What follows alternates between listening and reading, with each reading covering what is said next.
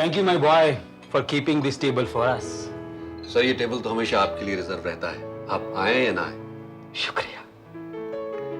Anything else, sir? No thanks. वैसे तुमने काम करने के लिए बहुत अच्छी जगह चुन ली है। यहाँ तुम्हारी मुलाकात बहुत बड़े बड़े लोगों से होगी और जिंदगी में आगे बढ़ने के लिए ये बात जरूरी है। सर अगर आप बुरा ना माने तो मैं आपसे एक बात पूछूं। आपका अपना होटल इस रेस्टोरेंट से इतना बड़ा है, इतना अच्छा है, फिर भी आप यहीं खाना खाने क्यों आते हैं?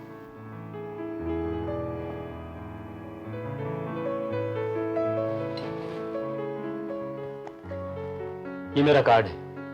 Thank you sir. कल मेरे होटल आना, इस बात का जवाब तुम्हें वहीं मिलेगा। मैं जरूर आऊंगा sir. By the way, how is the food? कैसा है? Delicious. Delicious? Oh come on dad, अभी तक तो आपने ठीक से खाया ही नहीं। खाऊंगा खाऊंगा। जब रीमा ये नौकरी नहीं करना चाहती तो हम सब जिद क्यों कर रहे हैं? कोई जिद नहीं कर रहा है माँ। हम लोग इसको सिर्फ ये समझाने की कोशिश कर रहे थे कि कंपनी अच्छी है और तरक्की करने के लिए इंसान को जिंदगी में हाथ पांव मारने पड़ते हैं। आदित्य धनराज भला आदमी है, लेकिन मैंने ये फैसला किया है कि मैं उसके यहाँ नौकरी नहीं करूंगी। देखा, हो गया ना फैसला। अब हमें भूख लग रही है भाई, नाश्ते को कोई इंतजाम कर दे। Mister Sumer, here is an offer. इसे गौर से पढ़ो। Assistant manager? हाँ, तुम जब भी आकर ज्वाइन करना चाहो कर सकते हो। The offer is open. लेकिन सर मुझे तो ऑर्डर लेने, टेबल लगाने और सर्विस के अलावा और कुछ आता ही नहीं है। तुम्हें क्या आता है और क्या नहीं आता, ये मैं बखूबी जानता हूं। मैं आपका शुक्रगुजार हूं अग्रवाल साहब कि आप मुझे एकदम से इतना बड़ा राइज देना चाह रहे हैं, but I am sorry, I don't change my loyalties. मैं अपनी वफादारी बदलने में यकीन नहीं रखता। सोच लो, ऐसे मौके जिंदगी में बार बार नहीं आते। सोच लिया सर। अब मैं चलूं? मैंने तुम्हारे लिए अपॉइंटमेंट लेटर रेडी रखा हुआ है।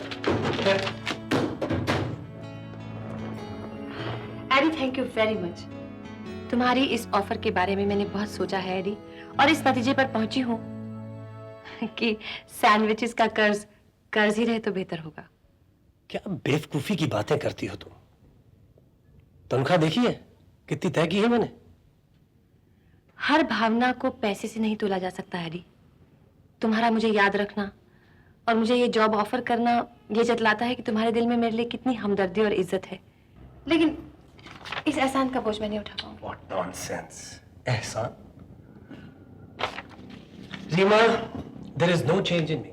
I am the same old Eddie. इस कारोबार, इस दफ्तर की ओर मत जाओ। I am the same. I'm sorry अगर मैंने तुम्हारा दिल दुखाया, बट मैं ये जॉब एक्सेप्ट नहीं कर सकती। I'm sorry, please. यही कहने इतनी दूर से आई हो? ये तो तुम टेलीफोन पर भी कह सकती थी। क्या तुम मेरे इस फैसले से खुश हो? सच बोलो? नहीं। क्यों? अगर तुम अग्रवाल साहब की नौकरी कबूल कर लो तो हम जल्दी शादी कर सकते हैं, जल्दी अपना घर बसा सकते हैं, है ना? अग्रवाल साहब की एक बेटी भी है, इकलौती औलाद, और वो बहुत खूबसूरत भी है।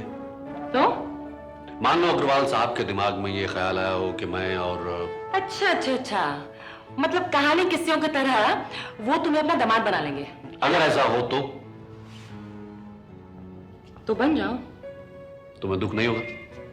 मुझे क्यों दुख होगा? बिल्कुल नहीं। वाकई? बोला ना, नहीं होगा। क्या है? अच्छा चुड़ैल मैं हूं कि वो है? नाराज हो गई? नाराज नहीं हूं, लेकिन मैं हमेशा तुम्हारी तरक्की के लिए ही सोचती हूँ। मैं जानता हूं रेखा, मगर ये हमारी बदनसीबी है कि जिन्हें आज राज करना चाहिए था वो दूसरों की नौकरी कर रहे हैं। अगर तुम थोड़ा सब्र और कर लो, मैं जल्दी ये सारी नौकरियां वोकरियां छोड़ के इसी शहर में अपनी हुकूमत कायम करूंगा। सुमेर, भगवान के लिए सपने देखने बंद कर दो। बहुत हो गया, बहुत हो गया। नहीं बंद कर सकता रेखा, नहीं बंद कर सकता। लेकिन एक बात याद रखो, अगर तुमने मेरा साथ दिया तो एक दिन मैं तुम्हें ये सारे सपने सच करके दिखाऊंगा।